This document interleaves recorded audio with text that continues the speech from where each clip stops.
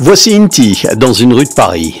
Inti était l'ancienne divinité inca du soleil. C'est aujourd'hui le nom de ce street artiste d'origine chilienne dont on peut observer ses dernières toiles ici, dans cette galerie. Mais avant d'imposer sa marque sur le marché de l'art, Inti l'a inscrite sur les murs. Dès l'âge de 13 ans, influencé par les graffeurs et graphistes hip-hop, il s'attaque aux façades de sa ville, Valparaiso. Puis après des études aux Beaux-Arts et au moment où le régime de Pinochet vole en éclats, au moment où les Chiliens redécouvrent l'identité indigène que la dictature a longtemps cachée, Inti expose tous ses héros, inspirés de cette culture ancestrale, comme celui-ci, le Cusillo.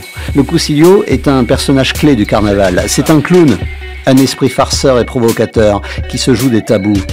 Inti convoque les références culturelles pour se confronter aux réalités du jour. Nous sommes en octobre 2019. Les étudiants chiliens descendent dans les rues de Santiago pour protester contre l'augmentation des prix. Inti prend ses pinceaux, ses bombes, installe une nacelle tout près des manifestations et de la réponse policière.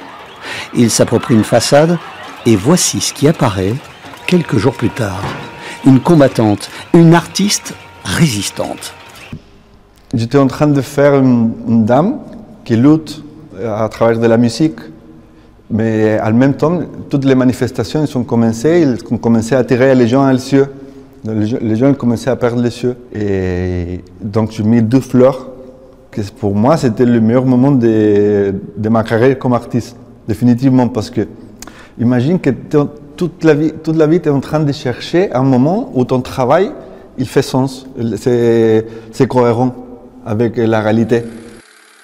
Il est possible de croiser Inti à Barcelone dans son atelier où il travaille sur de nouvelles toiles ou en train d'imaginer un foulard pour la marque Vuitton ou encore en plein travail préparatoire pour un nouveau mur quelque part dans le monde avec l'un de ses personnages inspiré de la tradition précolombienne ou religieuse. Mais il y a aussi de grandes chances de le trouver en train de chercher l'inspiration dans la nature aride de son Chili natal. Les déserts, les montagnes, ces arbres dont la croissance reste un mystère et dont les branches et les épines peuvent apparaître au détour d'un mur ou dans un tableau à l'intérieur de cette galerie parisienne. Ici, l'avantage des petits formats permet de saisir les détails, les obsessions, comme la mort ou la foi. Il y a différents sujets qu'on ne peut pas éviter. Par exemple, la religion. La religion, ce n'est pas parce que je suis religieuse, c'est juste que la religion, elle est partout. Dans tous les conflits qu'on voit maintenant, dans tous les conflits qui sont passés, la religion, ça fait partie de tout. Donc on ne peut pas parler de l'homme sans parler de la religion, sans parler de la mort, sans parler de la vie, de la nature.